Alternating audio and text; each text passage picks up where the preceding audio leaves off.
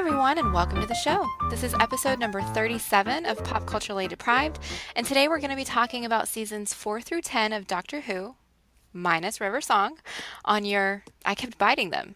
They Said You Weren't Real podcast. I'm Mandi K. And I'm Matthew Vose. Hey Mandy, how do Daleks keep their skin soft? I don't know, Matthew. How do Daleks keep their skin soft? Exfoliate. Of course they do.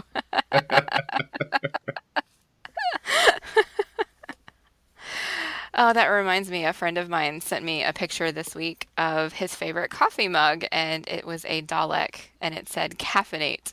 Caffeinate. Nice. And I've decided I need that mug in my life. Mm. This week we are picking up after our previous Doctor Who episode, and we kind of already gave you a production and history information of kind of how the new series came to be and how Russell T Davies pitched the BBC and was able to get the show rebooted. So there's not a ton else to tell, but I thought I would take a minute and at least give you the dates of when the Doctors regenerated and how long they were in each cycle, because we actually went through all of them this time, which seems impossible, but the list was short because Matthew did not want to watch them all. We had 25 episodes to watch. And That was there are 10 seasons. That's not a lot of episodes. a lot of TV to fit in for one episode of the podcast. Right. Pretty sure I watched all of Farscape. Yeah, All? which was Yeah. 24 episodes per season, and the episodes are shorter than these episodes. But it's fine. I mean, at least we both got to watch all the episodes in readiness for this, right, Mandy? Yes. Yes, absolutely. 100%. Good. So this time around, we did not get any Christopher Eccleston. He finished his run just after season 1, and so all of his episodes were in our previous Doctor Who episode.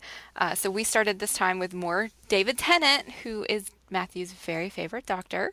Right, Matthew? Yes, he's my doctor. And he was the Doctor for 3 seasons, seasons 2, 3, and 4, ending in... Technically, his end date is in 2010, but season 4 ended in 2008, and then 2009 was a run of specials where Tennant was basically alone because we all know what happened to Donna, and then that ended in he regenerated into Matt Smith in 2010, who was the Doctor for seasons 5, 6, and 7, and then we got Peter Capaldi for seasons 8, 9, and 10. Apparently, these guys like to go in runs of 3. That really is the standard, like almost since Doctor Who started. Yeah, Yeah. it looks like it. Tom Baker looks like was 7, Mm. but most of them have been 3. That's I think Colin Baker was shorter. I think they got rid of him fairly quickly. Wikipedia says 3, Was he three as well? but it was only 8 episodes. No, Yeah, I sorry, think- 8 yeah, I think there stories. It was was like 31 a- episodes, 8 stories. Yeah, So like it was 1 2 year years that had though. 4 episodes. Yeah, yeah. So let's get to talking. Matthew, did you have any expectations? Well, we talked about your expectations at the end of the last Doctor Who episode. How did this fare? Did it meet your expectations? It was a lot more varied. There's a number of episodes that I think we've come out of where I've gone, either I've enjoyed the story and some of the stuff going in on it, or I've gone, I'm not totally sure why I watched that, because I think it met those expectations of, yes, it's a fairly derivative family show. Okay, I think that might be nicer than I put it on the last one, but just a little bit. but there have been some that I've gone, oh, actually, yeah, this is doing some quite clever stuff or some really interesting things, not particularly about the Doctor. And I think one of the things we're probably going to start with is a discussion about the Doctor. But a lot of the kind of sundry stuff that's gone on, the meta stories, the minor characters or lesser characters that they've introduced, have had a lot of very interesting stuff that I've quite enjoyed. Hmm. I want to ask about kind of your experience on this watch, because last time you got to see only 5 episodes that were Christopher Eccleston, and then the other 14 or 15 were all David Tennant. And then this time around, you got a handful of David Tennant, a handful of Matt Smith, and a handful of Peter Capaldi. So was your experience this time significantly different? Did it feel like the same show? Did it feel like a different show just because things moved a little bit quicker this go round? Yeah, I think I talked last time about how I had a lot of questions as Hmm. we started as kind of like, wait, so what's going on there? What's this thing? How do I piece it together?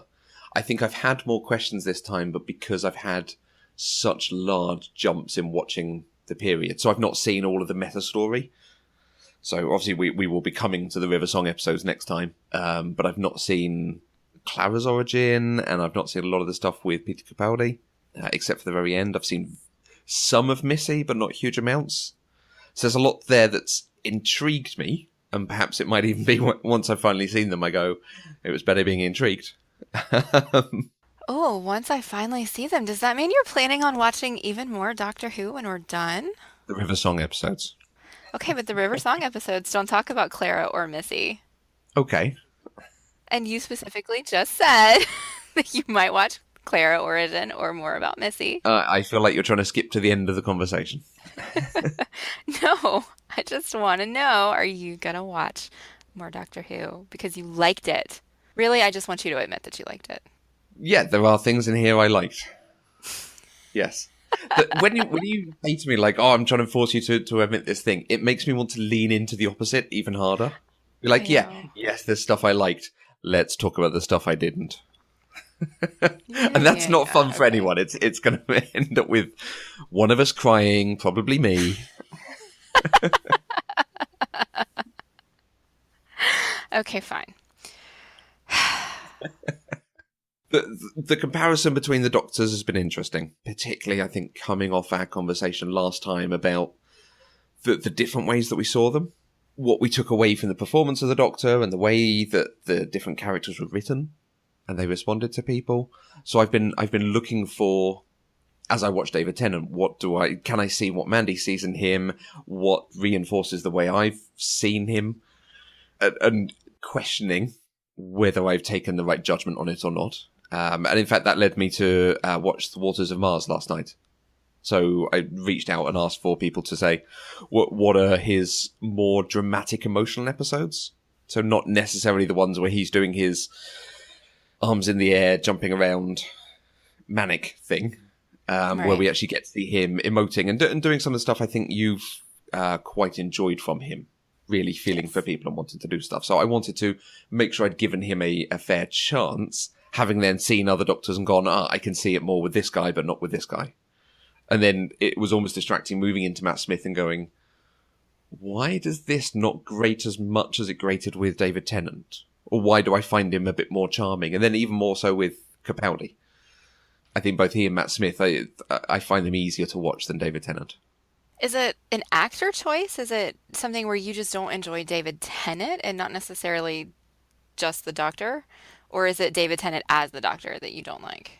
It's probably a little column A and a little column B. Okay. I'm not... I think David Tennant is suited to this role, but his Doctor doesn't appeal to me. And because David Tennant is clearly a very smart, very savvy person, but I don't get warmth from him in anything I've seen him in. So I don't get any of that in this. Okay. That doesn't come across. The premise that I said last time was about some dude having adventures and solving mysteries with his friends. Right. I can't remember however I phrased it. It was really good, really witty. Our friend Kate Gilliran at I Do Human Things, she replied to me saying that the way I described Doctor Who sounds like the show House, but with space travel. Therefore, I will now be thinking of the show as Doctor House. Now, that's not a bad way to think about it, because Tennant and Capaldi definitely have this slightly crotchety, everyone's lying and I need to understand and solve the problem because I'm better than everyone else. Right. Yeah, no, I can see that definitely. Definitely a lot of arrogance and a lot of I'm the smartest person in the room and everybody else just needs to shut up or, catch up with me. So I thought going and watching Waters of Mars might give me a bit more like, I can see him feeling for people. And for half the episode, I think I got that with him saying like, yeah, I should definitely go. I should not be involved in this because I'm either going to mess it up or I'm going to die or something. I should leave it be. Which I thought was good, and I was enjoying that, and I was enjoying the idea of it, and this is, fairly solid Doctor Who.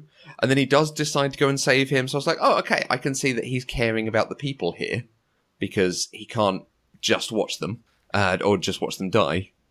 So he sees the people dying, he feels bad about it, and he races back in, he's like, and you even get the hero shot, him in silhouette coming through the door in his spacesuit, looking double hard. Awesome, great, he's going to save the day. But he then starts doing this whole thing about how there's no more Time Lords, it's only me. And he actively says...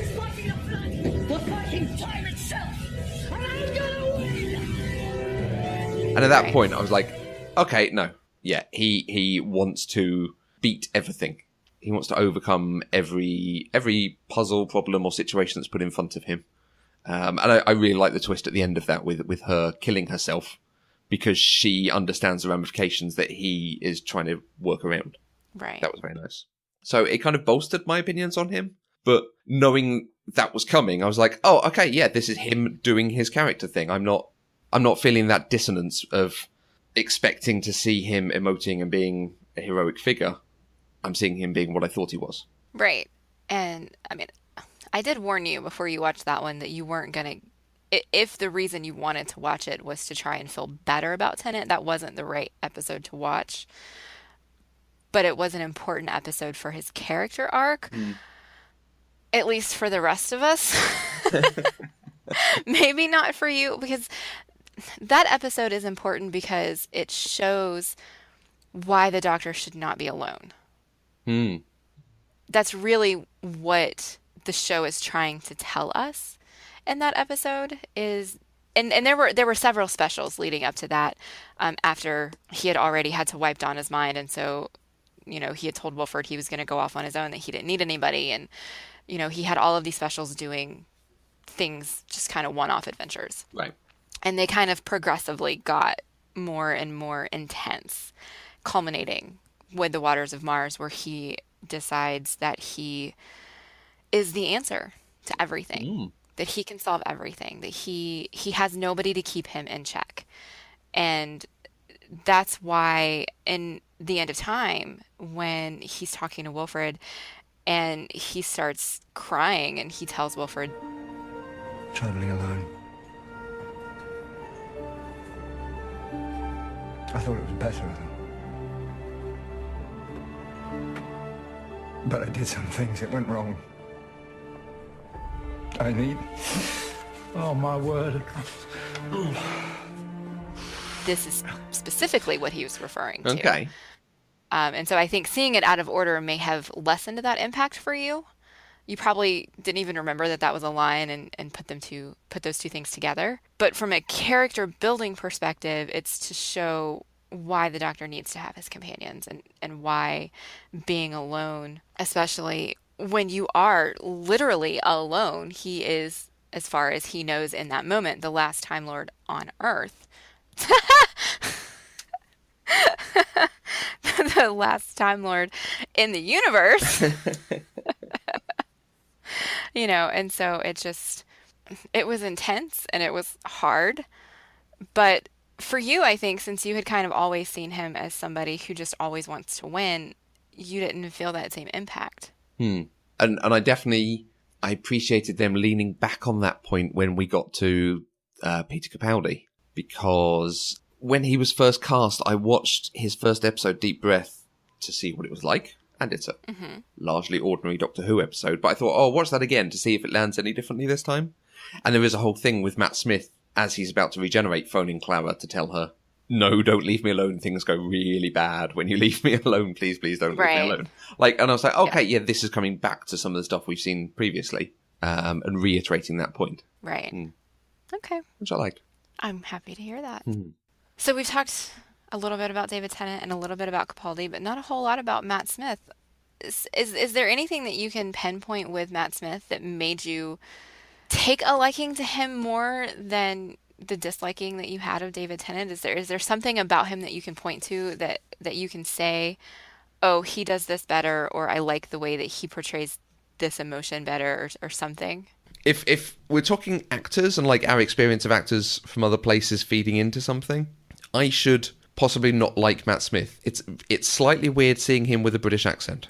Because the thing I've seen him in, he was playing a Manhattan yuppie. Because I saw him playing Patrick Bateman in the American Psycho musical on the West End. Interesting. I cannot imagine him. Which he was with excellent. an He American accent. rises in the middle of the stage in his underpants. And gives this whole speech and then sings a song that has been stuck in my head for like 4 years since I saw it. It's a really good song. I am clean. Now I'm clean. It's really good. Okay. I can't picture. I mean, I can picture him rising in his underwear because that's just something I bet that you can. Matt Smith Yeah. as the doctor would do. But yeah, okay. I've never. This is the first thing I had ever seen Matt Smith in, Right. and so for me, he's always going to be the doctor first. And anytime I see him do anything else, it's weird, Okay. So, really weird. yeah, the first few episodes, I was a bit like, oh, it's really strange seeing him with a British accent because it looks like he's putting it on. A bit like when you see James Masters talking. Oh yes, Like, no, he doesn't sound like that. That's Right. silly. Even more so, Alexis Denisov. yes, Him with an American accent is just so strange. yes. It is ridiculous and weird and should never happen. Why do I think I liked him more, though? I find him a bit more charming, and I find him to have a bit more humility. And can I pinpoint something? Yes, I can. In the Day of the Doctor, there's a bit where he starts talking about how it's like cup of soup, but you add thyme instead of water. No, that's silly. I wish I hadn't said cup of soup. Now, You that's like it. that? That's inviting, but again, it's in the delivery. It's like he knows it's silly. He knows it's kooky and a bit daft, and he's like, no, I shouldn't have gone down that road. You see, Clara, they're storing the paintings in the undergallery, like cuppa soups, except you add time, if you can picture that. Nobody could picture that. Forget I said cuppa soups. And I go, okay, yeah, he's a bit more savvy about himself and a bit calmer. He's not doing a silly thing and then doubling down on it, trying to make it land or make it be funny, which is a lesson we could all learn. Okay. I can see that. I think for me, I had a really hard time with Matt Smith at first. I was so heavily invested in David Tennant that for it to be anybody else, I was going to struggle with it. So it took me, the first time I watched this show, I did not like season 5. I did not like Matt Smith. I wanted nothing to do with it. But it was Doctor Who, so I was still going to watch it. And it's so weird now because I go back and, we had the 11th hour on the list and I watched it and I realized this is really good television and Matt Smith is incredible as the doctor. And so it's so different watching it now than it was the first time through because the first time through, I just wasn't okay with it. Is the end of times the end of Russell T Davies as well?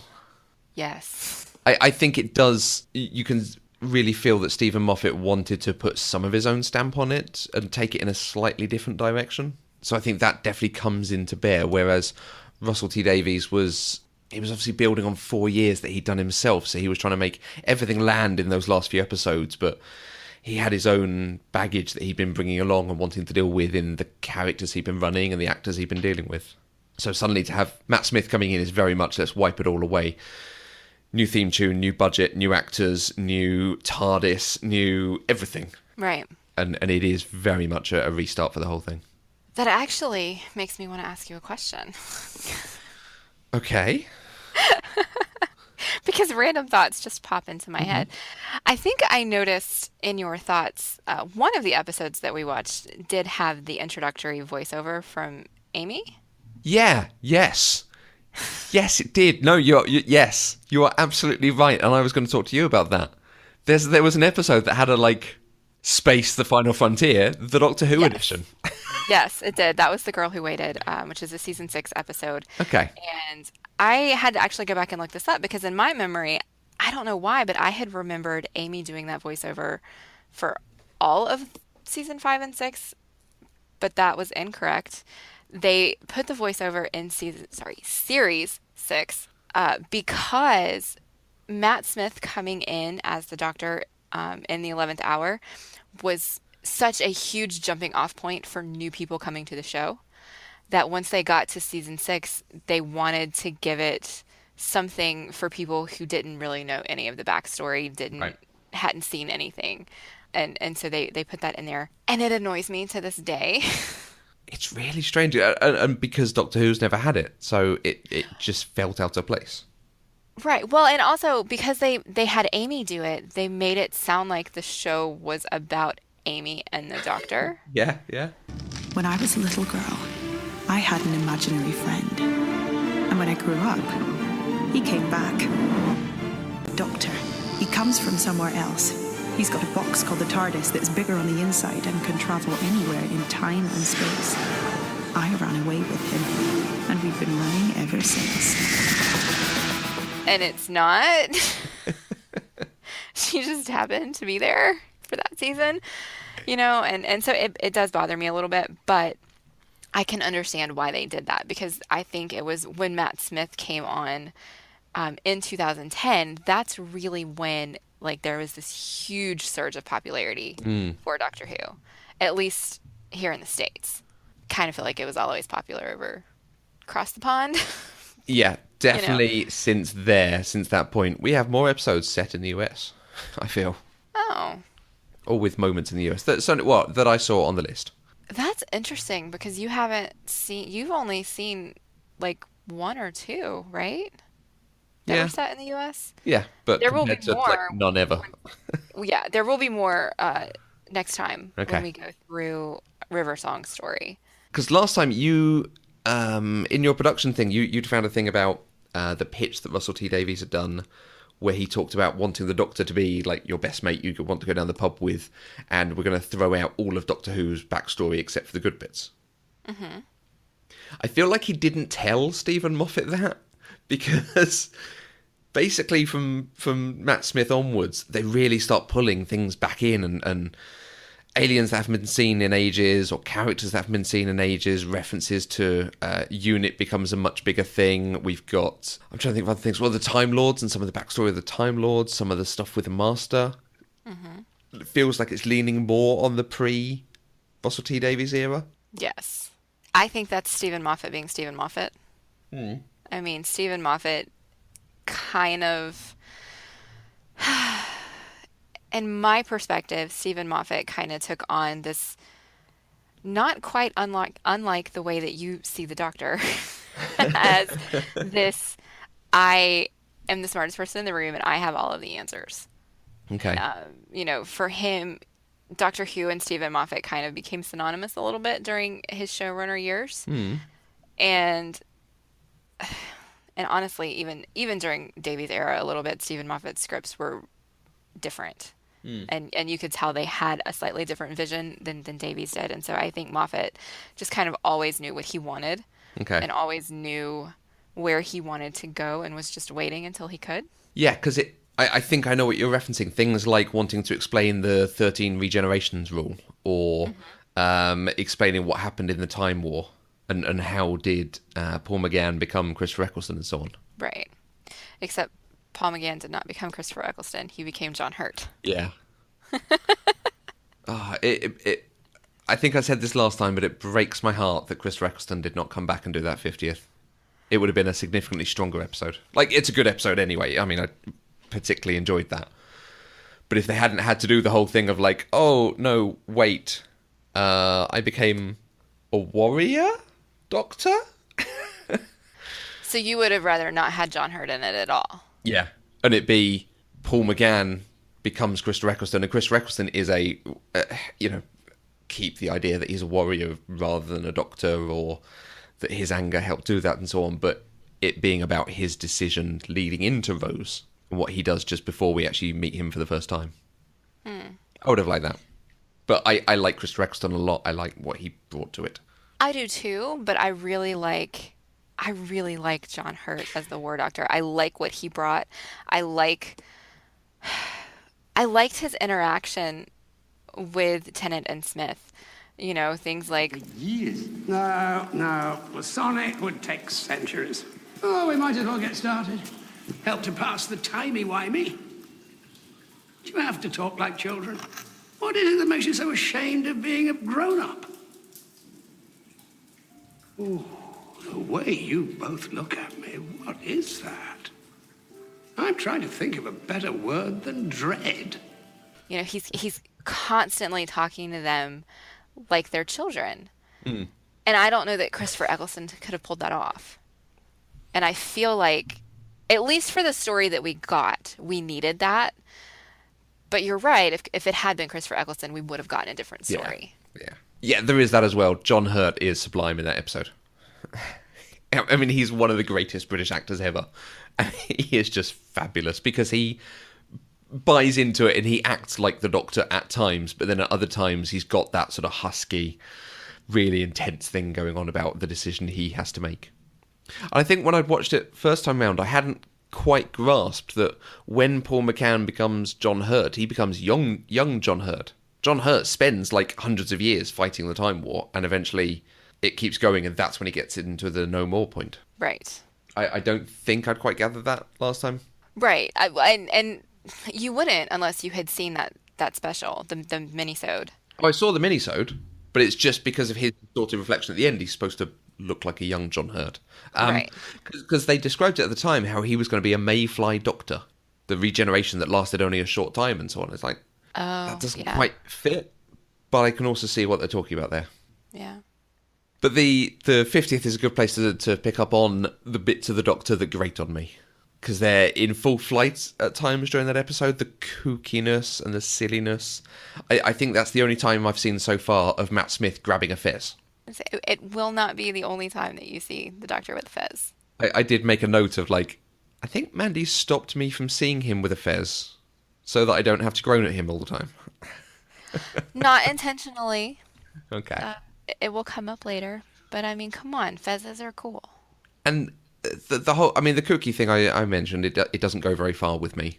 But as I was watching it, we've got the introduction. We saw 2 episodes with River, and we saw a few episodes with Missy, who also have a slight element of kookiness. Missy much more so. She is effectively the Doctor, but with a lot more grey. Grey. She's full on dark. Okay, that's a whole other debate. But you know what? You know the point I'm making here. She's basically the Doctor. Okay. And I was like, why does it not grate on me when she twirls around and does accents at people and does little jokey comments at Daleks and so on? And it doesn't grate in the same way. And I think it's because the show doesn't pay attention to it. It's just a character trait with her. Whereas when Matt Smith grabs a fez or David Tennant does an arm flappy thing and says something silly like wibbly wobbly timey wimey, the show references it. And it makes a comment about fezzes, or it makes a comment about, oh, that line got away from you. What do you actually mean there? And so it feels much more like an affectation rather than a character thing. He's doing it to be kooky rather than also being a capable person who has these slightly strange things going on with him. Like, I think I compared him to Lord John Marbury from The West Wing, who is 100% kooky Brit. And the problem there is you don't really see him being capable. He never actually seems to have earned the position he's in. Right. Because he's just doing all this weird stuff all the time. It's like, okay, just for some of it, calm down a bit. Okay, but you're not actually saying that you don't think the Doctor is capable, right? No, but it is also a show called Doctor Who, so we get to see a lot of time with him. The show Lord John Marbury, I think, does have a lot of stuff of him being quite capable. Okay, fair enough. See, and I'm the opposite of you. I prefer the Doctor's brand of kookiness to Missy's. Missy bothers me. Mm. I intensely disliked Missy when she was first introduced. Now that I've seen her whole story, I appreciate her more, and where she ended up is a place that I hesitate to say but I will say she ended up in a place that I liked. But some of the stories that you didn't get to see in the beginning were this person who we didn't know who she was acting this way. And so it just completely grated on my nerves all the time because I couldn't understand why she was the way that she was, who she was, why she was important, how she knew who the Doctor was. All I knew was that she was this crazy kind of dark Mary Poppins-esque person. Okay. With the sonic umbrella. Yes. Yeah. And once they revealed that she was the Master, which didn't take very long, Okay. really. She got a little better, but she was always just evil. I mean, she kills people willy-nilly. And also, in an episode that you did not see, she killed Osgood, which Oh, automatically really? put her on my shit list. Okay. So, Because Osgood is fan insertion into Doctor Who. Osgood is absolutely a fan surrogate, and I adore her. And Missy killed her, and it was unexpected and completely broke my heart. And after that, I wanted nothing to do with Missy at all, ever. But then when she came back in, I can't remember episode The names. Magician's Apprentice? Yes, when she came back in The Magician's Apprentice, and they were trying to figure out what the threat was, what had stopped the planes or whatever, and she, hacked their computers and Yep. put up the lyrics, "Hey, Missy, you so fine, you blow my mind. Hey, Missy." That that is the moment that I started to like her. Yeah. I don't know why. I hated her in season 8, and it was in season 8 that we found out she was the master. I didn't like her in season 9. Wait, that was season 9. Yes. You're right. I'm right. That was season 9. So I hated her in season 8, even after we found out who she was. But when she came back in The Magician's Apprentice, there was just something about her. I don't know what was different. There was just something about it. But that introduction of her character in that episode made me want to know more about her and made me want to see more of that story. Whereas in previous episodes, which you didn't get to see, because this was the first Missy episode you saw, wasn't it? Yes, I'd seen Deep Breath. And she was just in the very, very And end she's of at that the one, end of right? that one, yeah. And I knew she was the master already, because I remember that being in the press as like, this is the big reveal. Right. So I don't know what it was about this particular episode that made me like her when I didn't like her throughout. It might just be that by this point, she couldn't surprise me anymore. Like, I knew who she was, I knew what she was about, and so that made it okay, if Yeah. that makes sense. And basically, from here until the end, I really liked her. I really, really liked her chemistry with John Sim and the Doctor and Peter Capaldi all together.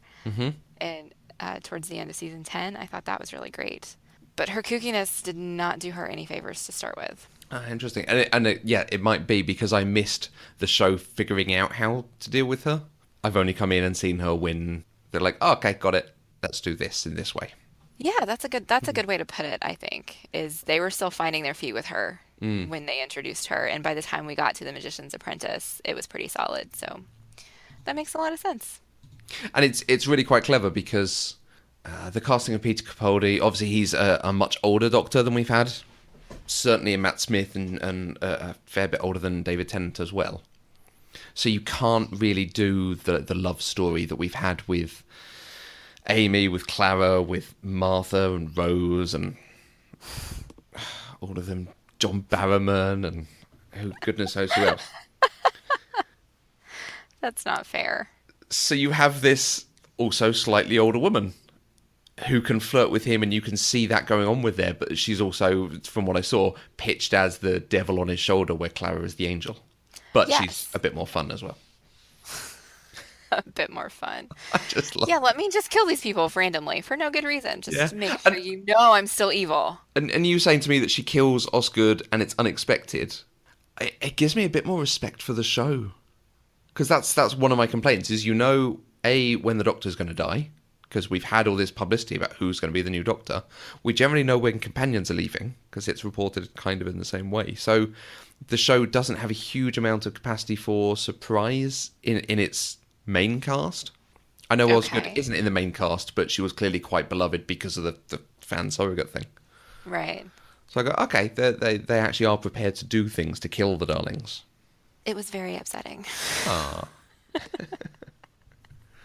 So you say it was a bit unfair of me saying that the companions are all in love with the Doctor.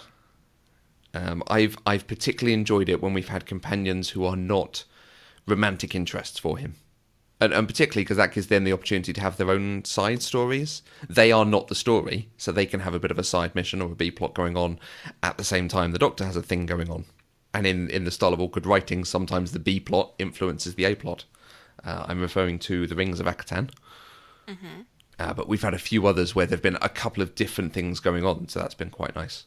Magician's Apprentice and Witch's Familiar as well, where you've got the Doctor doing one, quite deep emotional thing with Davros, and then you've got Missy and Clara running around having this little side adventure escaping the Daleks. I feel like you might be slightly biased on that just because of how many David Tennant episodes you had to watch. Oh, so many. Because, I mean, honestly, Rose is really the only romantic interest that you've seen. That the Doctor had romantic intentions. Yes, Martha was in love with the Doctor, but it wasn't mutual. The Doctor had no interest in having that kind of relationship with Martha. It was never that way for Donna, for either of them. With Donna, No. he was just her best friend. Yeah, I appreciated that. Amy had Rory. They were just friends. I mean, there may have been some flirtations, and you didn't even really see most of that. But she had Rory, so that wasn't a thing. Clara and Matt Smith definitely looks like a love story. But they weren't. Clara flirted with Matt Smith, but I don't want to give you any spoilers, but... Okay, well, don't. But from what I've seen so far, that's a definite love story. It is definitely not. And Okay. after we have finished all of the episodes on the list, we can maybe talk about that again. Okay. Definitely not a love story. I think Clara probably did have a crush on him, particularly in episodes that we're not going to watch for the show at all. But it was not Okay. a thing. Mm-hmm. I'm very emphatic about that. Okay. But no, I've quite appreciated it. Like you say, Donna, anyone with Capaldi, basically, they're not romantic in either direction. So it gives them a bit more scope for them to be more playful. You don't have to do the undercurrent writing of what does he mean by the way he's saying this. And they can each go and do something in the episode. Right. I didn't see much of Donna. Obviously, I saw Silence in the Library and Forest of the Dead. Mm-hmm. And then the whole Journey's End Dr. Donna thing. And The Unicorn and the Wasp and Planet of the Ood. Yes, true. We added a few in there. We did. I do wish you had gotten to see more of Donna, but the list was already so long. Even if she is Catherine Tate. Oh, that hurts my heart. I have to be honest, this is the first thing I ever saw Catherine Tate in. I had no idea who she was. Have you ever seen any of her comedy series? Clip series? Sketch show is probably the best way I could describe it. I have seen the bit that she did with David Tennant, where he was the teacher and she was the petulant student. Right. I've seen that one, but Okay. I saw it because it was David Tennant, not because it was Yeah. Catherine Tate. I figured. Don't worry. Oh, you like David Tennant? Oh, okay. Yeah, you never would have guessed that, right? And then she was on the American version of The Office in its final seasons. Right. And that's really all I know her from. And then I see her do these random one-off things, usually still somehow related to David Tennant. Okay. Like they hosted so last year was Shakespeare's 400th birthday. Mm-hmm. And there was this big special, and they hosted it. It's weird. They still do things together. I love that they still do things together because they have such great chemistry together, even outside of Doctor Who. But that's why it hurts my heart to hear you say, even though it's Catherine Wow. Tate. I have baggage. I'll tell you what I did watch that was really funny. I watched the Time Crash mini episode where Peter Davison's Doctor gets pulled onto David Tennant's TARDIS. Have you seen this? I'm pretty sure I have, but I don't really remember it. Okay. It's got quite a funny thing going on with it of them, bit of banter back and forth. Funny chaps. But then he has this whole earnest thing at the end with David Tennant saying, you were my Doctor. I liked the cricket thing and the leak thing. It was all good fun. It's really funny because David Tennant's married to Peter Davison's daughter. Yes. Yeah. Who was in the episode The Doctor's Daughter. Yes. Of course. Which you did not get to watch. No, I'm rolling my eyes just at the title and the casting. But I do quite appreciate that they actually did a comedy thing about it. Like, okay, they get the joke.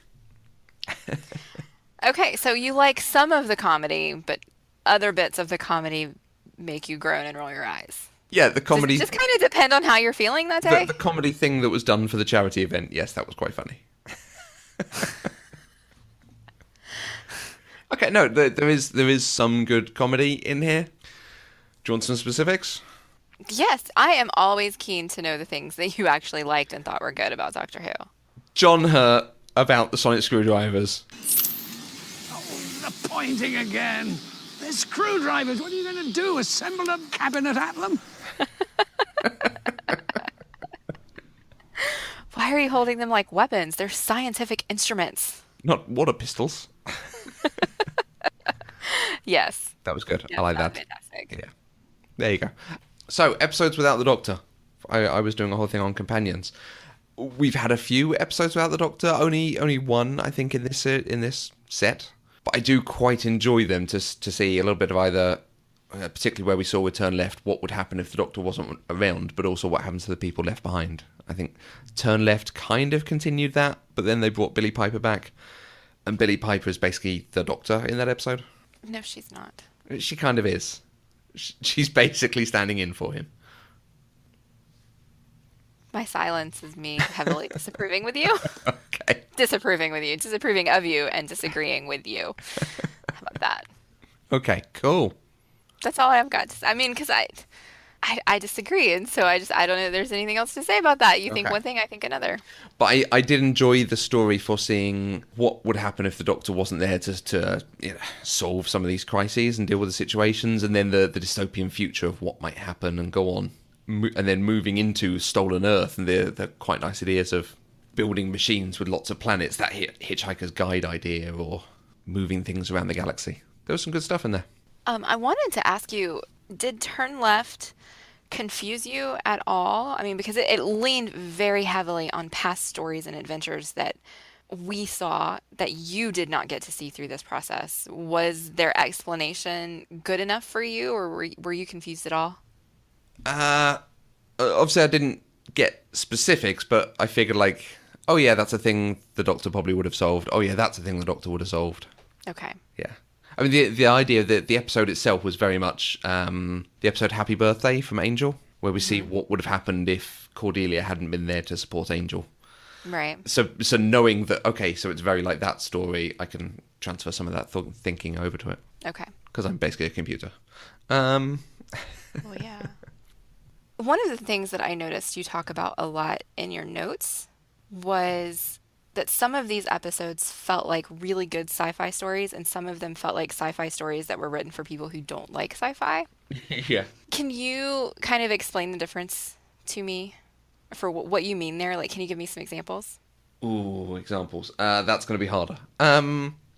There's a difference sometimes when they have an idea that they clearly think is a very clever idea. They spend a lot of time explaining it or going into the detail of it. And sometimes I feel like, yeah, we were all there 10 minutes ago. Thanks. Unicorn and the Wasp. I mean, it's got Wasp in the title.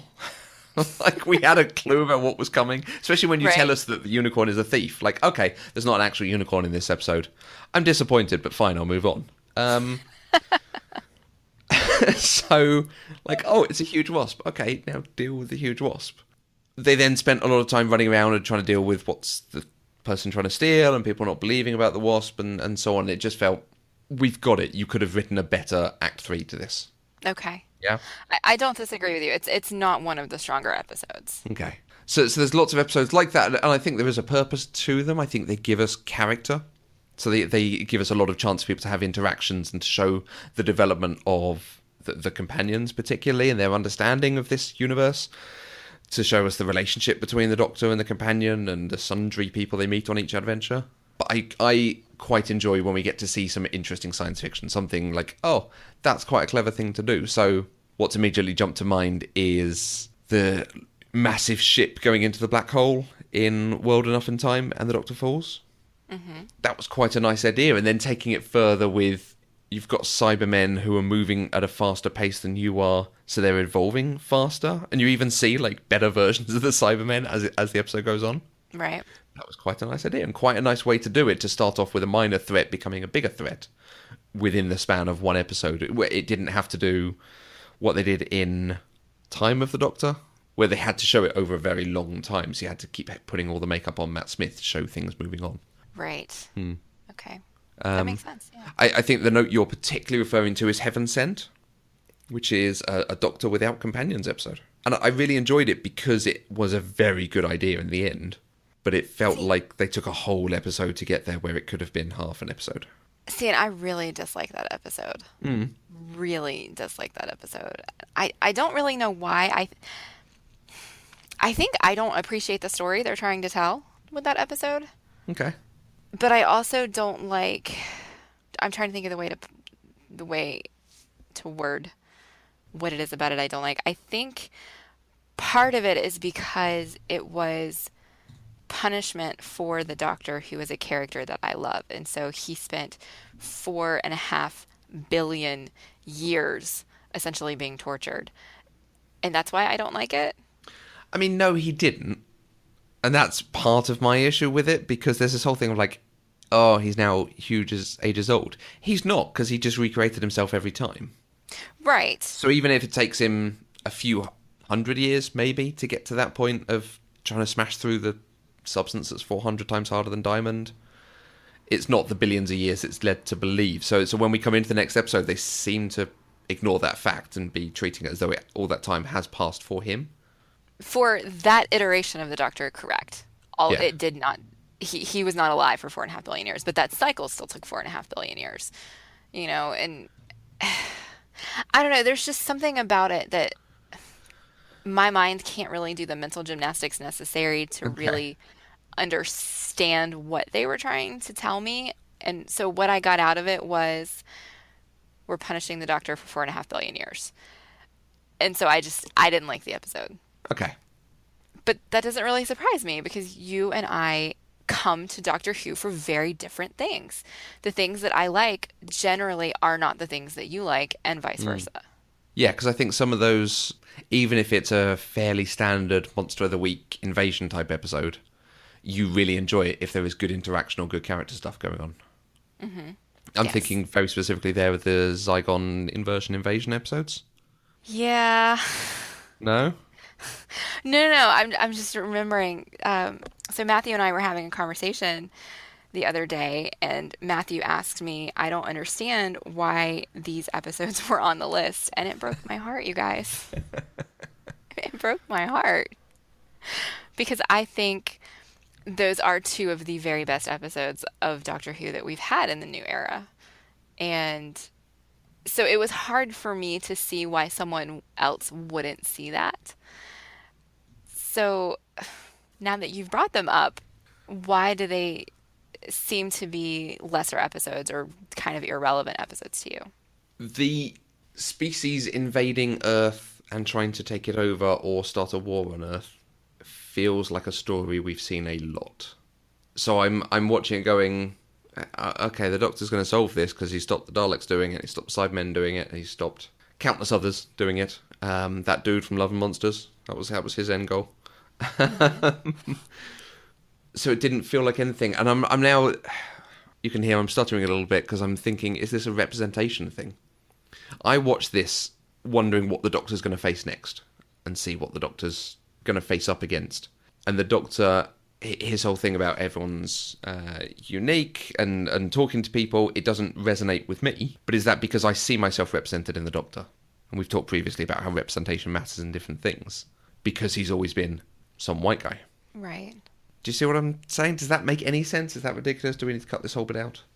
No, it's not ridiculous. You come at TV so very differently than I do that I'm not sure I entirely understand what you mean. I'm not watching Doctor Who to see what his interactions and relationships with his companions are going to be. I'm watching it to see what he is going to encounter on his next adventure.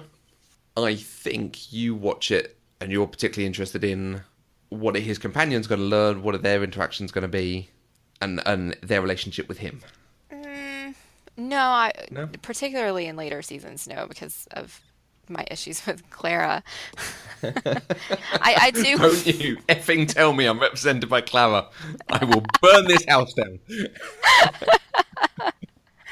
No, I mean, I watch it for the Doctor and for the Doctor saving the day. Okay. And for, the sentimentality of it all. When I've had conversations with myself in my head about Doctor Who, as we've, been building up to this conversation, the thing that I always come back to is that I like sentimentality and you don't. Yeah, that's fair. And so all of the things that I like about it do have some sort of sentimentality, some sort of words that tug at your heartstrings, things that are emotional. Those are the things that I go to Doctor Who for. That's why Love and Monsters meant nothing to me. That's why I don't like Clara, or I didn't like Clara, for episodes that you don't get to see, and so for me, the Zygon invasion and inversion episode, they culminate in that speech of the doctors at the end, where he's talking Kate and Bonnie down, and trying to tell them that it's going to be okay. These things have happened, Zygilla. They are facts. You just want cruelty to beget cruelty. You're not superior to people who were cruel to you. You're just a whole bunch of new cruel people. A whole bunch of new cruel people being cruel to some other people who'll end up being cruel to you. The only way anyone can live in peace is if they're prepared to forgive. And so the doctor is dropping all of these truth bombs on everybody. And they're things that really resonated with me. His words, his speeches, his ability to use words as a weapon and to make you feel something. That's what I go to Doctor Who for. Right. And I got that out of these episodes. I got that out of all of those big episodes that we talked about last time that didn't do anything for you. You wanted to see more of the Doctor's nuances in the smaller episodes. And I think that's the difference, is that I go for the big speeches. I go for wanting to have words change me versus watching the next adventure in space. Okay, got it. Does that make sense? Yeah. I don't want it to seem like I'm saying I'm represented by the Doctor, you're represented by a companion, because, greater and lesser and all that. I'm not, but also there is a thing that, like, it's never been a woman before. And you've talked about with Wonder Woman, seeing a woman who'd been told no and no and no again stand up and say yes and actually take positive action and come out well for that positive action meant a lot to you. So I that is, for me, a good argument for why representation matters, the things you have said about it. Right. It's really interesting you making comment about, I think you said words as weapons, because that's a direct quote from the Time Lords. Yes. We could talk to him. Words are his weapons.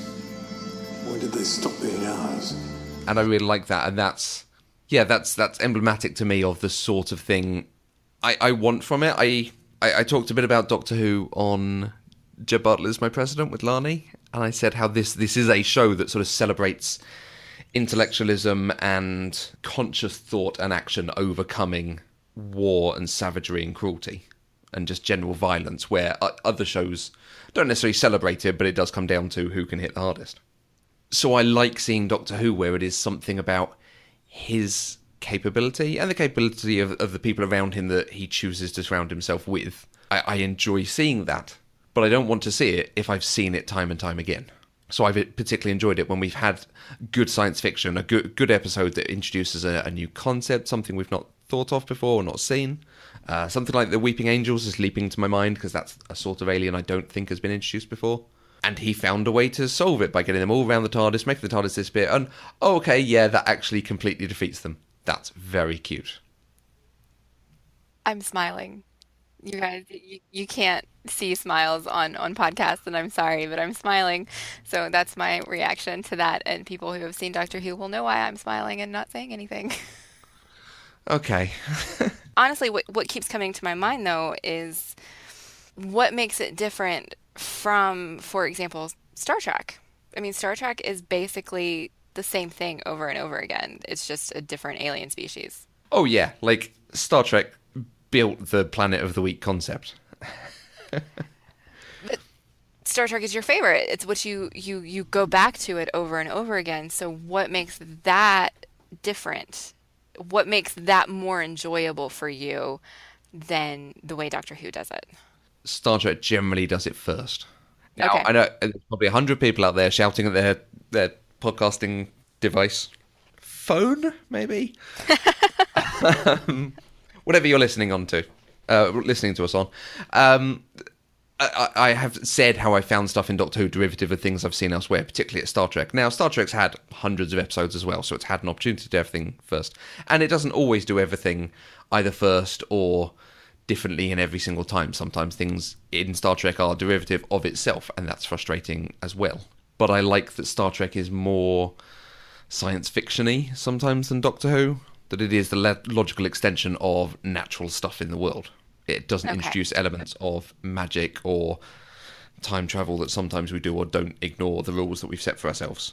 And yeah, absolutely, Star Trek does do that as well. But Right. No, I mean, it's fair. I totally get it because, I mean, for you, Star Trek is your Buffy, right? Yeah. And so, I mean, I get it. I understand when you love something, you love it. And that's just despite its flaws, despite everything else. And so it's hard to compare it to something else.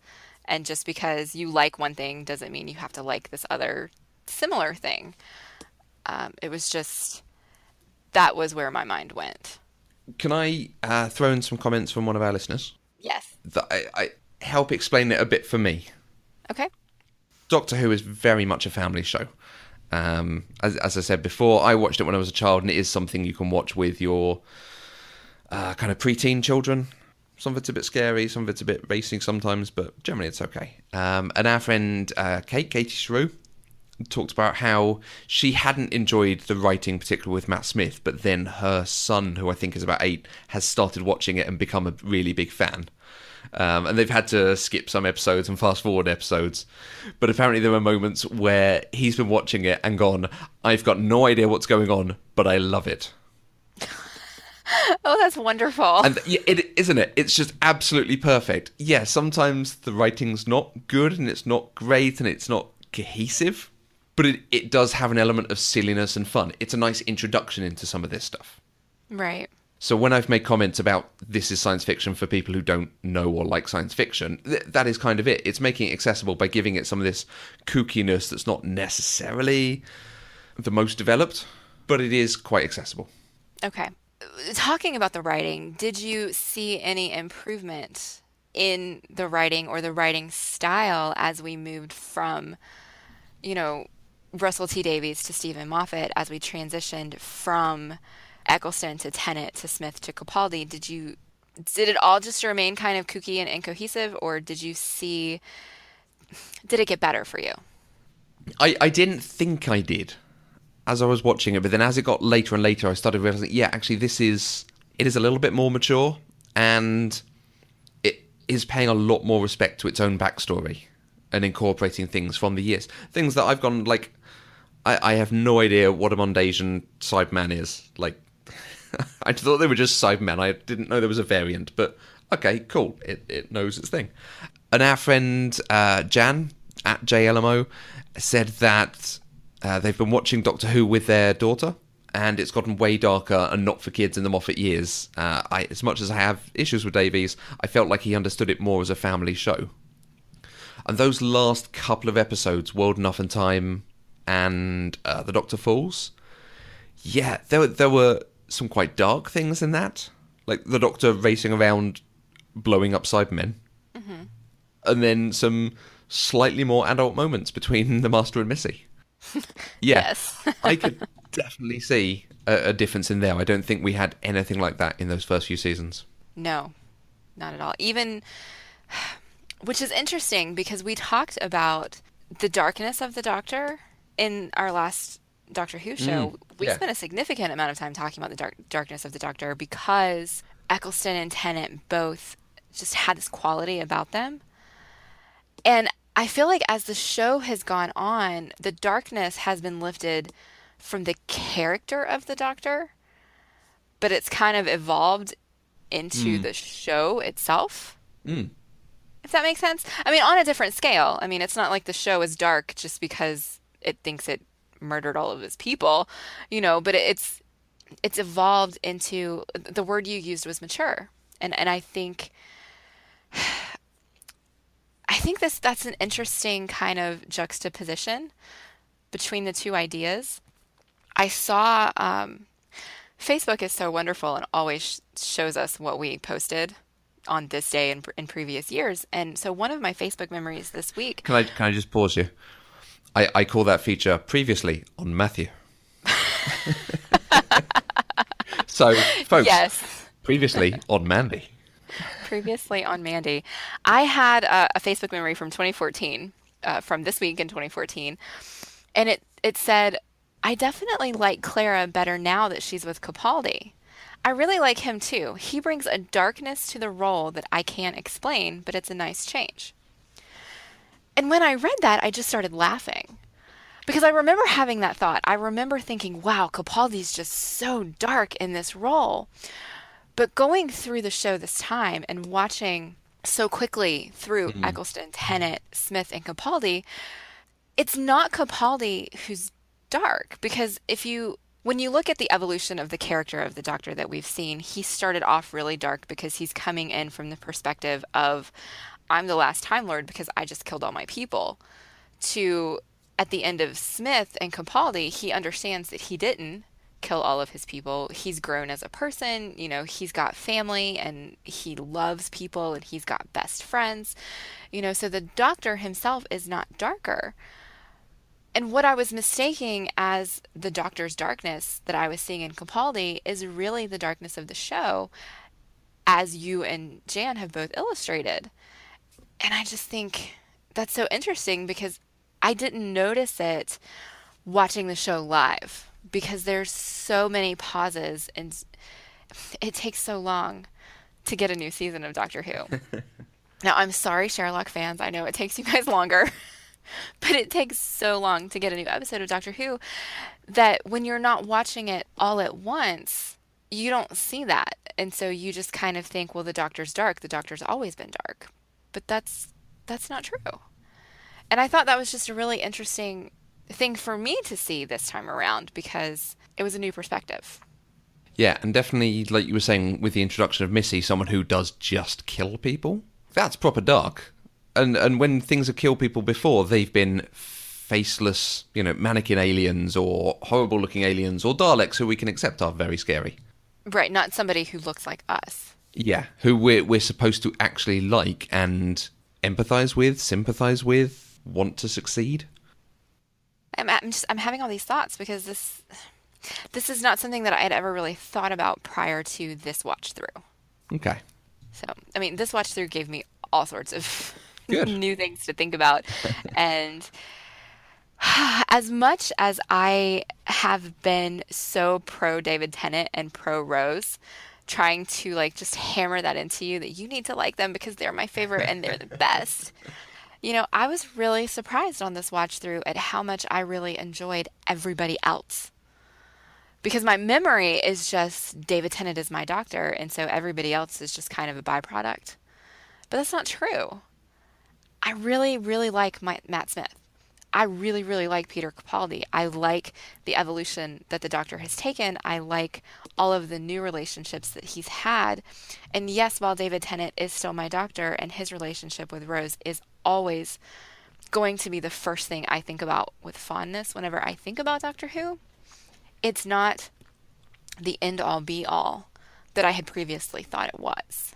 Okay, that's good. I'm actually really pleased. Because there's been a few where, we've watched a movie and I've taken a bit more away from it, but it is hard being the superfan to come in with seeing it slightly differently, so that's really nice. I'm pleased. Well, I'm glad. Yeah.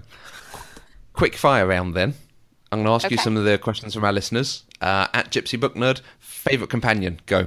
Okay, so it's always going to be Rose. Oh. It is, I'm sorry. I was hoping on the back of that conversation you'd be like, well, No, it is always going to be Rose. But I will tell you that all of the other companions have been elevated in my mind on this rewatch. Previously, and I've had conversations with some of our listeners on Twitter about what order I would rank the companions. And without fail, every single time, Martha and Clara were at the very bottom. And I always put them there first and just kind of threw them away. And then I had to fight with myself of where I put everybody else. Because I adore Donna and I adore Amy. And now that they've introduced Bill, who, oh my gosh, I adore her. I can't rank them. I can't do it. I love them all. But even now, Martha and Clara, they're not quite as great as everybody else, but they're certainly much better to me than they were in the past. I don't hate Clara this watch. And that might be because we didn't watch the episodes of hers that made me hate her in the first place. But I quite like her with Capaldi. I like that she has her own life outside of the TARDIS. We never saw that with any of the other companions. They were always, once they left with the Doctor, they stayed with the Doctor until they weren't with him anymore, or they died, or whatever. You know, Clara is a teacher. She goes off on adventures, but she comes home to her life. And, you know, she works with UNIT on her own when the Doctor's not there. And so she is one of the most capable companions that he's had. And it hurts me to admit this because I have hated on her for so long. But she's really not that bad. I mean, I'm not Damn sad. her. I'm not sad that they killed her. I had no emotional attachment at all. And I know you didn't get to watch the episode where she actually died. Yeah, I'm like, wait, what? I mean, they referred to it in the episode that you watched. So, Oh, and in yeah, fact, yeah. I'm pretty sure they even showed it. I knew that she wasn't going to be the companion anymore, but I didn't know they were going to kill her. Right. And so when they did kill her, it was a surprise to me, but I had no emotional reaction whatsoever. I didn't care. Okay. Because I had just always hated Clara. And so I guess I dug into that and never got out of it until this rewatch, when I got to understand that as a human being, she's great. You know, she's capable and she's independent and she has her own agency, and she is actually pretty great. She's not my favorite. She's never going to be my favorite, but she's definitely way higher than she was before. And I know none of that answers the actual question that you asked me. Yeah, this quick fire round is going really quick. I'm sorry. But I had all of these thoughts and feelings about the companions that are so different than what I'd had before. And it has honestly kind of blown my mind a little bit. We have a show over here called Blue Peter. It's a children's show about stuff. I can't even think of what to compare it to. It's got like 3 hosts at a time, and it's all about making crafts, things going on in the world. People come on to show special skills or things they can do. It's about growing things in the garden, keeping pets, and just being a good citizen. A show about how to exist in the world. And it's a very nice show. It's been going for a very, very long time. Clara is basically a Blue Peter presenter. I don't know what it is about her, but every time we see her, we're like, she basically should be presenting that show. Okay. I have no idea what that means. Okay. I need to try and find something about Blue Peter to send it to you. Okay. I hadn't even thought of how I was going to describe it, and I suddenly realised, as you could probably tell halfway through that, I have no idea how to describe the show Blue Peter. Blue Peter is a British children's television programme currently shown, so it's still airing. First aired in 1958.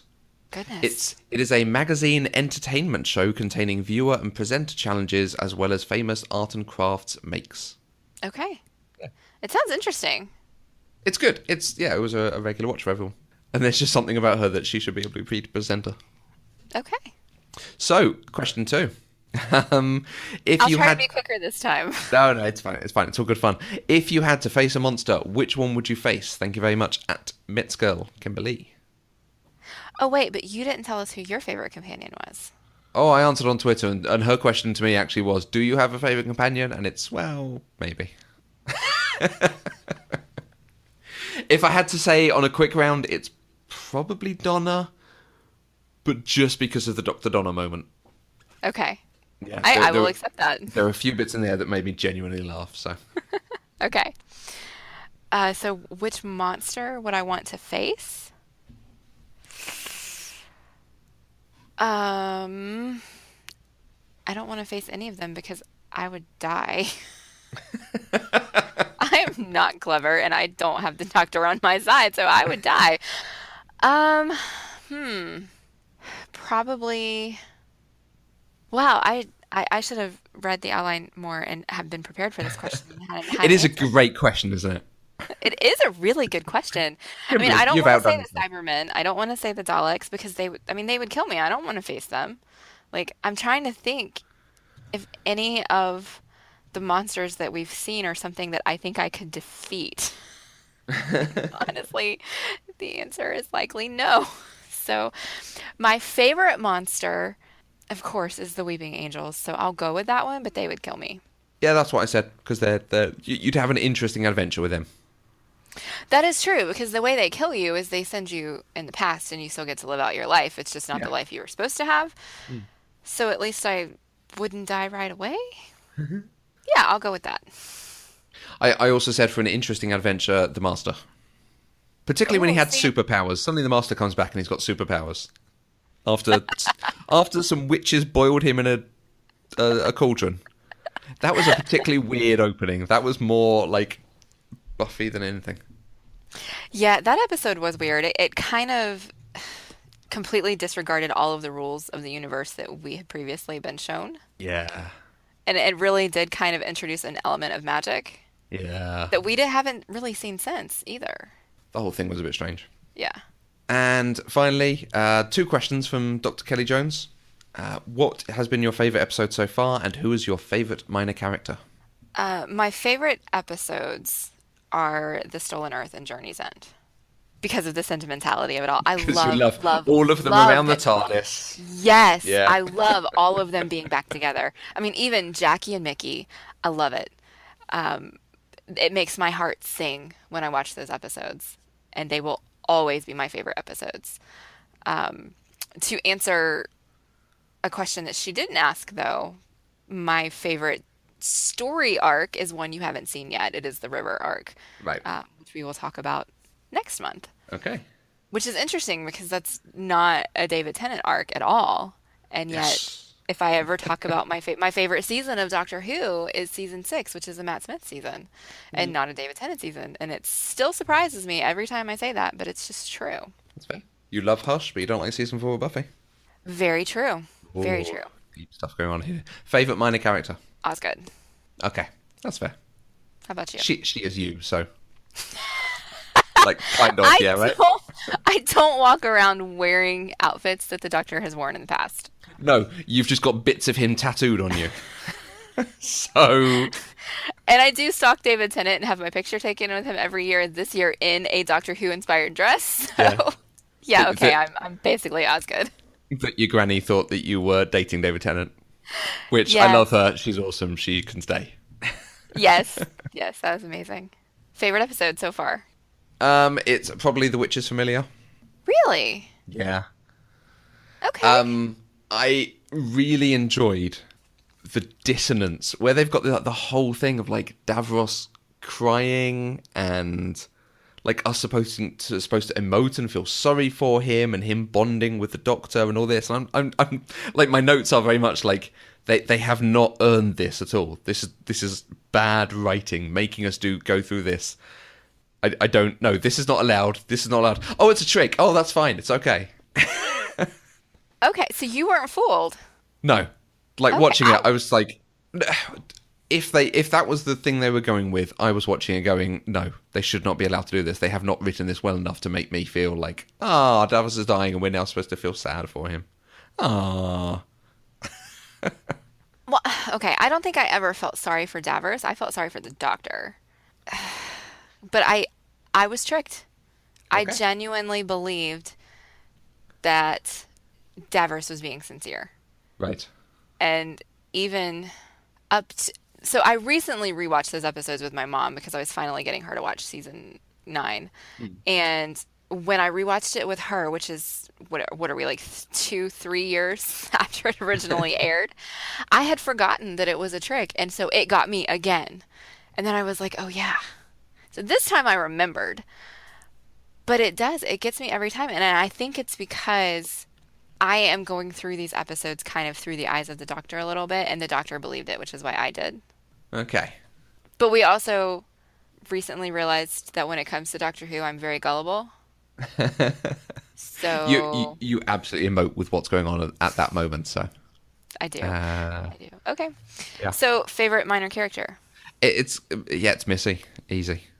Admittedly, I've not seen much of River yet, so that is liable to change, but...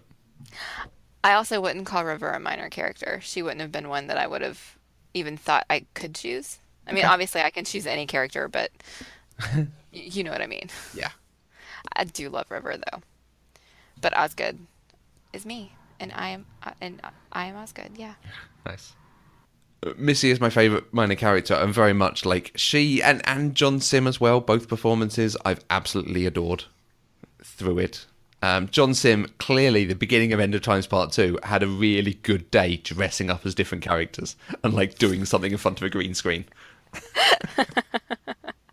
Yeah. They just had this rack of like military outfit, dress, President Obama outfit. Go and wear all this stuff. And Michelle Gomez, as I say, I have really enjoyed her kookiness because it's been written in a way that it's just part of what she does. So I've laughed when she's come on and done stuff. I've laughed at the funny accent she does because she's so good at it, and because she's got a lot of physicality to what she does.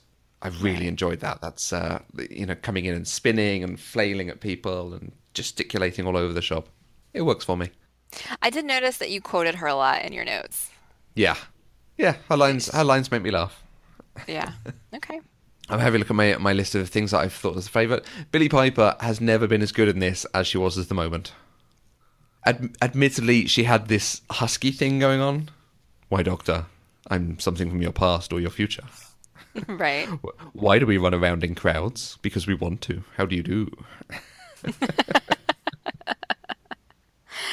She was definitely really good. I was disappointed at first because I knew she was going to be in it. I did not know she was not going to be Rose until I was sitting in the theater watching it. And so my initial reaction was, this is terrible because it's not Rose. Why is it not Rose? But Billie Piper is a really good actress. And she had some physical comedy. She had like the timing of her delivery of some of what she was saying to John Hurt was incredible. No more. No more. No more.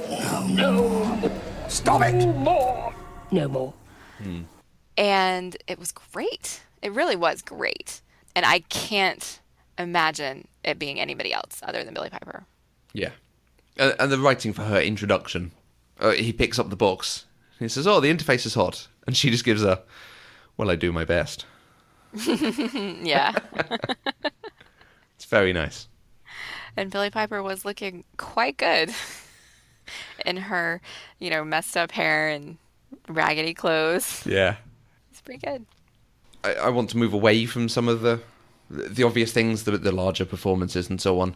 The writing in Day of the Doctor in general is very good. They were clearly planning that for quite a long time and deciding what to do with it. The use of time travel for the hiding in the painting, phoning the guy that we saw the phone call earlier to move the painting. I love that stuff in a time travel story, where there's stuff like, okay, we're going to understand what's going on a bit later.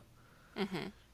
And then the solution to the David Tennant element of the story, the Zygon thing with them turning on the memory device so that they could have a really good peace treaty. That was a very nice resolution to the story. I mentioned a couple of minutes ago how The Witch's Familiar is probably the best episode we've seen. And a lot of that might be to do with Clara in the Dalek. The whole piece with her in the Dalek and Missy saying, like, say your name. And then just say these exact words. Just say I love you. Say, I love you. Those exact words. Be why, just say it. I love you. Exterminate! Say, you are different from me. You are different from me. Exterminate! Exterminate! And us finding out how that comes out of a Dalek and understanding what we've heard from the Dalek over all these 50 years is different potentially from what they've been saying and how it translates. I almost wish that was a larger piece of another episode with us gaining that understanding rather than almost a jokey bit of this one episode. Right. Part of me feels like that's a little bit of a retcon. Yeah? Because it indicates that the danger of the Dalek is in the case and not the Dalek itself. It's in the armor. Because the Dalek suit is essentially armor, and the Dalek is the creepy little tentacled head thing that's in it, right? Yeah. And so this episode kind of makes it seem like all of the things that make the Daleks so dangerous are coming from the armor. And I'm not sure how I feel about that. I mean, in the moment, it's fine. And in that episode, it makes perfect sense. But just looking at the universe of Doctor Who, it feels like a retcon. And I'm just not sure how I feel about that. And I think that's exactly what I mean. This has a lot of scope for being a much better story, built around that one idea. That when you're in a Dalek suit, what you want to happen is potentially different than what is actually happening. And it could be expanded something much better. In here, it's used for a bit of comedy and then a bit of tension at the end of the episode. There was definitely some tension at the end of that episode. More, yes, that's true. There was more than enough. It was quite a nice moment, and then it kept going on. And then it kept going on. And it's like, can he just work it out now? There are no Daleks who stand in front of you going, I am Dalek, I am Dalek. I am Dalek, I am Dalek, I am Dalek. What does it mean to be a Dalek? Because I am Dalek. Okay. There was a point in there where I was like, okay, the Doctor would have worked this out by now. Okay. But even that, I loved it that when we find out it's Clara, and Missy's just like, oh, look at that. Isn't that a surprise? Oh, Missy, I love to hate her. Do you know where we are, though, Mandy? Where are we? We're at the bit of the episode of our podcast show where you get to talk about the things you've loved about Doctor Who. What have been your favourite things about these episodes? Go. Unleash both barrels of your sonic shotgun. Well, I mean, I've already gushed about a lot of it. The sentimentality of the Stolen Earth and Journey's End, and just having everybody all together and having all of the companions have their happy ending. Well, except for Donna. I loved it. Loved it. The Zygon inversion speech, one of my very favorite things. Part of that is because that speech was when Peter Capaldi finally became recognizable to me as my Doctor. And when this war is over, when you have a homeland free from humans, what do you think it's going to be like? Do you know? Have you thought about it? Have you given it any consideration? Because you're very close to getting what you want. What's it going to be like? Paint me a picture. Are you going to live in houses? Do you want people to go to work? Will there be holidays? Oh, will there be music? Do you think people will be allowed to play violins? Who's going to make the violins? Well, oh, you don't actually know, do you? Because, like every other tantruming child in history, Bonnie, you don't actually know what you want. So let me ask you a question about this brave new world of yours. When you've killed all the bad guys, and when it's all perfect and just and fair, when you have finally got it exactly the way you want it, what are you going to do with the people like you? The troublemakers. How are you going to protect your glorious revolution from the next one? It took a while for him to get there. And now that he is, like when I go back and watch the earlier stuff, he just is the Doctor. But it took me a little while to get there, just like it did with Matt Smith.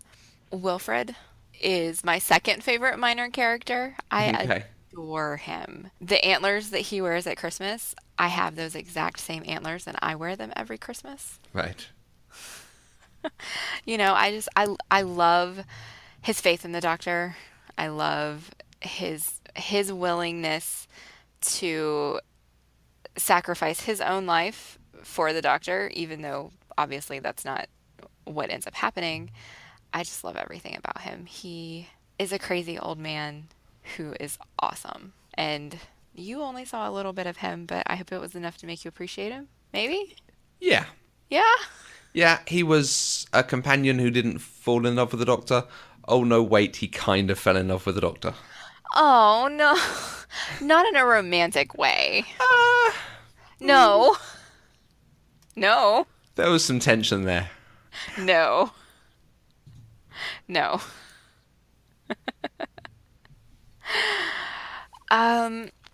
One of the episodes that I added to this list after we had talked about, adding some episodes that were not big ones was The Rings of Akatan. And I honestly should have had it on there from the beginning because my my Doctor Who tattoo comes from this episode.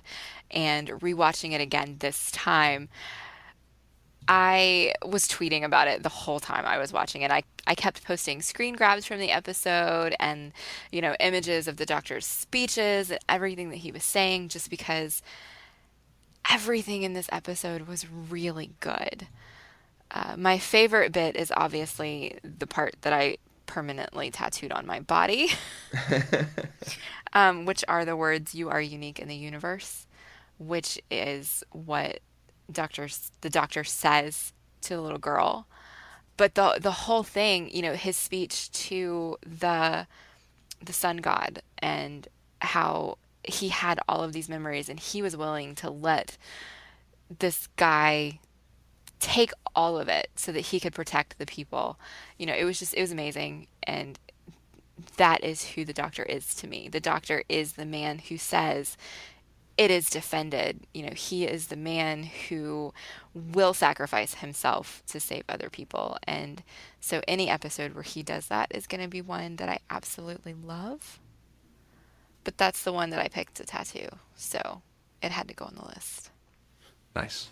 And because I'm trying not to take up all of the time, I'm going to limit my list at that. But there's so much good.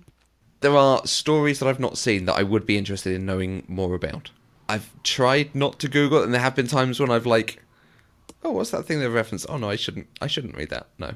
Will I get to see any more explanation of Clara's origins? Because there's the whole thing about how she's an impossible girl, and I know I know a good amount about her first episode, so I feel like there's more to see with her. Is any of that on the list? No. Okay, good. We're done with Clara. Will I see any more of that? You talked about the original Missy episodes and her original arc. Will I see any more of that? Nope. Okay. We'll see more of her in future, because clearly she's not dead, or the Master will come back and she'll regenerate into something else. John Sim was brought back in a cauldron. They found a way to bring him back. So Andy was on Gallifrey and they still found a way to bring him back. And you're not wrong. So those last episodes, he looked so much like the original Master. The way they'd done his eye makeup and his beard. Right. They were properly channeling a look there. And it almost made me wonder, are they going to try and feed it that he becomes that original Master and he then becomes Missy? But clearly not. The Fez, you've said I'm going to see more about the Fez. You will. Right. And in the End of Times, there was a woman who kept appearing to Wilfred, who was then one of the dissenting Time Lords, who stood like she was a weeping angel. Will we get any explanation of who she is? No, not in the show itself. Russell T Davies has said some things about her, but it was not explicitly in the show, in the episode. That's the only episode she's in. So there's this whole thing in the episode about, she's clearly important, but it's never explained who she is. If you watch Doctor Who. Correct. Jeez. Correct. That's weird. Russell T Davies had to say what his intention was for people to understand it. And so in my mind, it's not canon. But Russell T Davies' intention was that woman was the Doctor's mother. Right. And that's the most obvious thing with it, which is not necessarily a bad thing, but it was just... But it's not canon either, because there's speculation in previous episodes, even in Classic Who, and in, Capaldi episodes, that the Doctor is potentially half human. Yes, yeah. Well, yeah, the 96 special, he says, I'm half human. Right. Yeah. So I don't know. It's definitely not canon, but that's what Russell T Davies was going for with that episode. Okay. And then just one more question about the stuff that's coming up. We watched, and we've not really talked about the Silence in the Library and the Forest of the Dead duology. We watched them in this sequence. Why were they in this sequence rather than in Kept for the River sequence? What was your thinking there? Because that was more of a Dr. Donna story than a River story. Okay. That's a season 4 episode. And then River never comes back until the end of season 5. And so for anybody who was watching this for the first time would never even know that River is really important. I mean, you kind of get the feeling, because she does kind of explain she's got the diary and the screwdriver, and yeah, you get the impression that she does eventually become a very important part of his life, but you don't have a sense that you're going to see her again, you know? because from our perspective, she just died. And so that's why, for me, it was more important to see it in the Donna arc. Okay. And to see it as part of Tennant's run than to hold on to it. And when it first aired, do you know anything about... Was there any build-up that this important character was introduced here, or was it just someone that we had in there? I honestly don't know.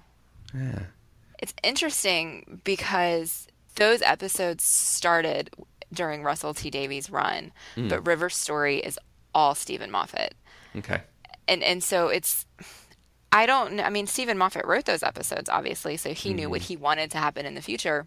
But I don't know that it was ever intended to be as big a story as it ended up being. Okay. At least at the time. I'm speculating because I don't know. I was not watching Doctor Who yet at the time this originally aired. Because we talked about the start of this whole project how I'm intrigued by the writing of River and the idea of writing a non-chronological story from both perspectives or both main characters. And just her introduction here, I was like, oh, okay, this is cool. This is the first time they made that's really interesting. But then for this to be the last time she meets him, but the first time he meets her, like, that's incredible. That is really good writing. Oh, it really is. And it makes me really excited for what's coming next. Like, okay, that's... If it can maintain this sort of quality, awesome. I don't think it will. Just to set some expectations. But yeah, it's so clever. I'm really glad to hear that you liked those episodes. And I think it helps a lot that River is an interesting character as well. I liked her moment with the Doctor, where the Doctor does this whole thing of like, oh, you're just going to let us all die because of your pride. And she's like, well, okay, why don't you sign his contract then? And she calls him out on his stuff. Like, great. I think several times I've said what we need is a companion who does not put up with his guff and will call him out and will be slightly belligerent towards him. And she's not quite belligerent, but she is prepared to talk back to him. I cannot wait for you to watch the River Song arc. I'm looking forward to it. I actually can't wait to watch it myself because it's one of my favorites. Yeah. It's amazing. But actually, that reminds me of something. Something you wrote in your notes. Let me go back and find it. Hold on. Yes, I know what you want to say. About her origin.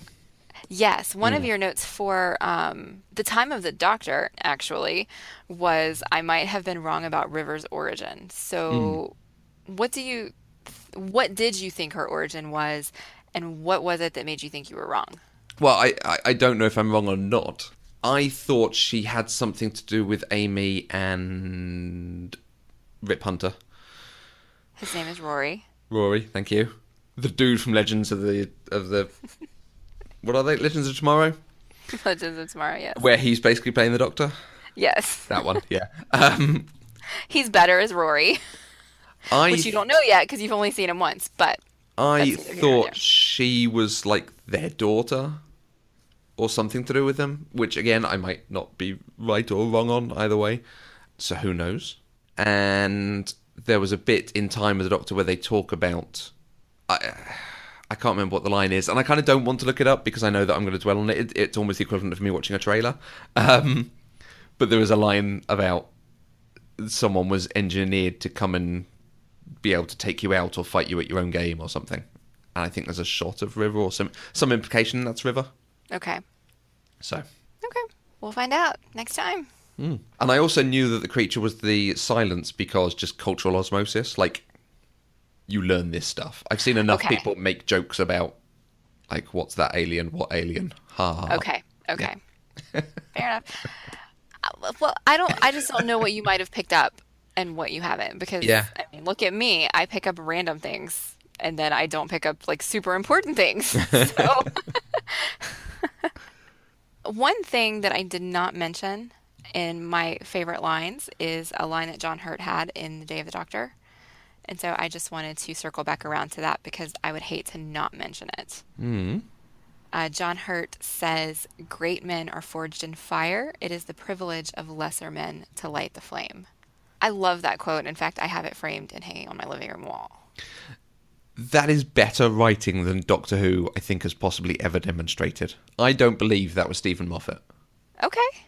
It's possible. The whole special, the whole 50th anniversary special... was elevated. The quality was elevated. The special Yeah. effects were elevated. The cinematography was elevated. The writing was elevated. Like, it was done as a feature film production, honestly. You know, I mean, they put that much time and effort into it. And so I can see that they probably did have some people wordsmithing it, because that is something that's a little bit different than what you would expect But from a good one-liner in the not Doctor. not even people wordsmithing it. That feels like Terry Pratchett, Neil Gaiman, Philip Pullman, Ewan Colfer. It's someone of that quality writing. I'll tell you what we didn't mention, which I said we were going to mention, the Dr. Donna. Oh, the Dr. Donna. And that bit. I love the Dr. Donna, and I hate the Dr. Donna. What made me genuinely laugh was, first of all, I mean, the whole thing with him regenerating into himself and then the hand becoming a thing is heavily contrived. I think I even knew it was coming, which might be part of the problem, but then for her to be regenerating a little bit into a Doctor, into a Time Lord, is a bit, okay. But then for her and David Tennant to stand and look at each other going, oi, oi, oi. Oi, watch it, Earth Girl! That made me laugh. Him doing slight impressions of her. Yeah. But then for it to end up with her doing full impressions with him, that was very good.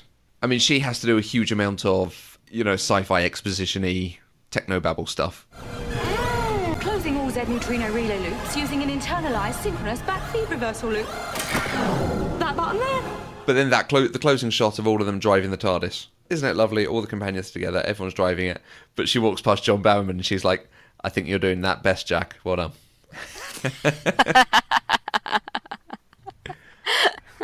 That's nice. Yeah. Yeah, that is really nice. Something else that always surprises me whenever I watch Journey's End is there's one of the screen grabs that you'll often see on like Tumblr or Twitter or whatever are the Doctor and Donna having a conversation where the Doctor is telling Donna how special she is, and Donna keeps saying no, no, no, and the Doctor says, oh, you really don't believe that, do you? And in my memory, that's always been the real Doctor saying that to her, and then every time I watch Journey's End, it surprises me that it's the human Doctor and not the real Doctor. I mean, they're kind of all the same, but it's still, yeah, it's not the real Doctor. But that's one of my very favorite things because it's just unfathomable to him that she would actually not believe that she's special. And I really like that because he thinks she is. Yeah, he's finally sort of worked it out. And the whole thing about her being the most important person in the world. Yes. It pays her due, particularly for someone who wasn't in love with him. There was no reason for there to be that level of emotion between them or that level of respect. Well, she was his best friend. Yeah. And like I said, I much prefer that as writing than they fall in love with him because he's so charming and kooky and funny.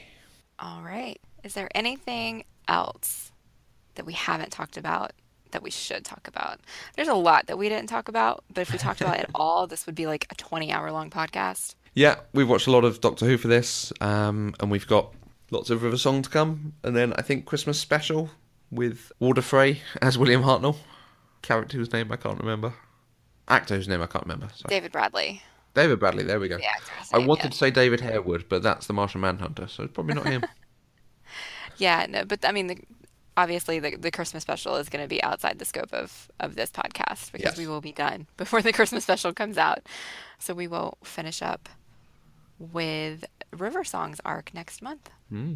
We did have quite a lot of feedback from you guys for our last Doctor Who episode. So I wanted to give a shout out to some of you guys who, reached out to us. Jen at IUGirlJen on Twitter. She said, I have never talked back to a podcast so much as while listening to Matthew Vose talk about David Tennant. How dare you, sir? And I just have to applaud her. It's because David Tennant's awful. He's awful. He's terrible. Come at me, Jen. I'm saying that because there's an ocean between us, so we're okay. Yes, very much so. Very much so. Jazzy at Josbot7 said, just the best. I'm gullible and a sucker, so I believe it. How I love you, Mandy K. I'm still gullible and a sucker, so I'm glad you still love me, Jazzy. I can't remember what you were gullible over. Rose. All of it? No, Rose almost dying. Okay. Because I thought she was going to die, and she didn't. Okay. Kate at I Do Human Things said, So clearly, in order for Matthew to get the true nuance of the Doctor, you will need to do an episode-by-episode podcast called Who Point. Also, while Tennant's Doctor is defo a cocky showboat, I try to think of it as childlike wonderment rather than look what I can do. And I really appreciate that perspective. Now, towards the end of Matt Smith and Peter Capaldi, I was like, yeah, I'll go and watch some Clara, I'll go and watch some Missy, I'll go and watch more of Bill and understand more, and maybe an episode-by-episode Doctor Who would be quite interesting. But then I remember I'd have to watch a lot of David Tennant. and Russell T Davies writing and stuff. Okay, that's fair. I will say, I would encourage you to watch all of season 10 because that was the season with Bill. That is the first season where I have liked the companion from the moment she was introduced. I fell in love with Bill right away, and I adored her, and I never did not like her throughout the whole season. And it's the first season where, in my humble opinion, there was not a single bad episode.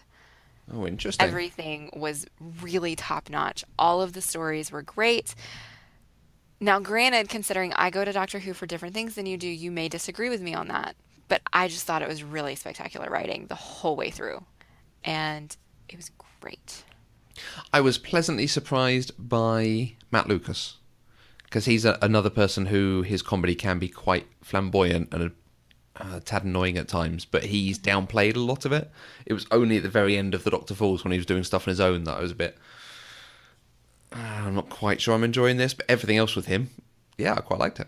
You will see him again. In fact, you will see his origin. Okay. Sort of. Okay. Sort of. Spoilers. Sort of origin. Spoilers, sweetie.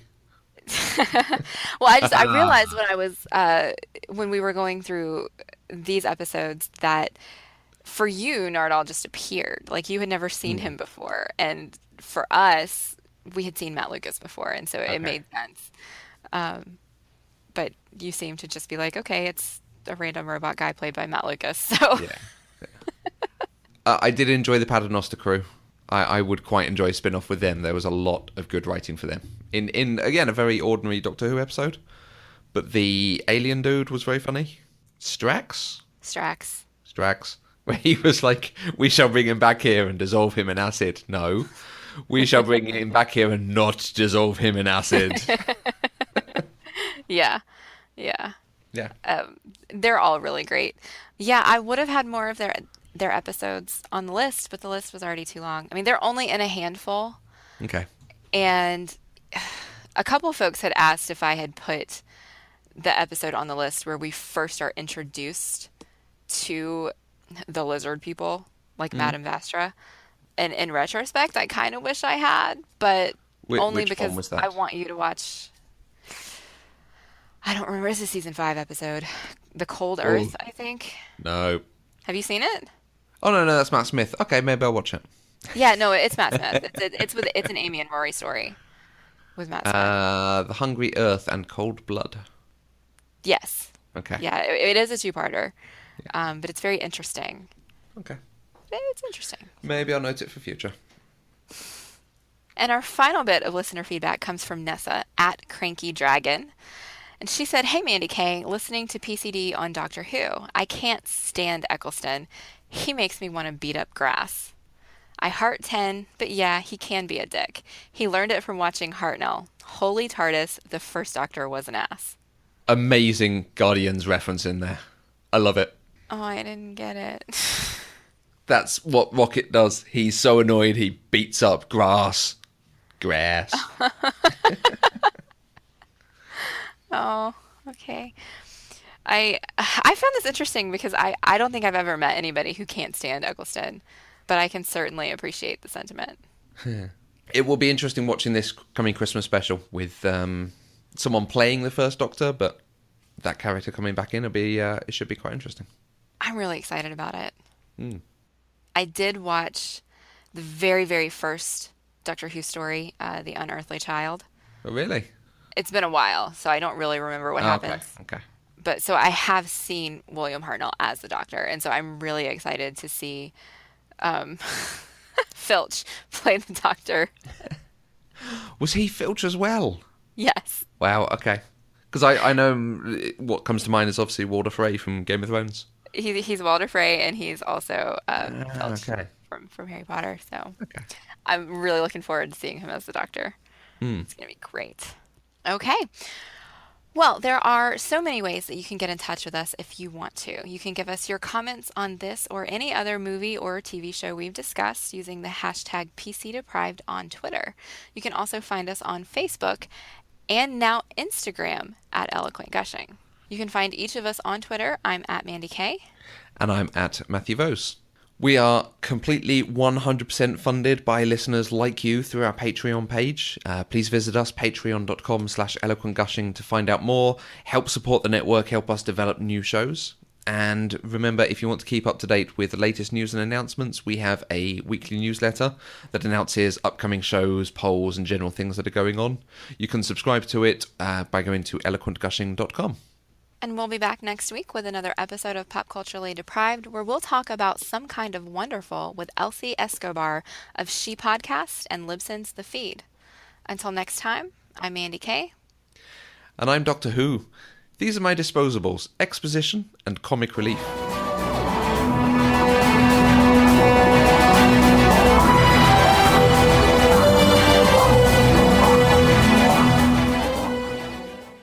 Pop Culturally Deprived is an Eloquent Gushing production. For more information, visit eloquentgushing.com or find us on Twitter at Eloquent Gushing.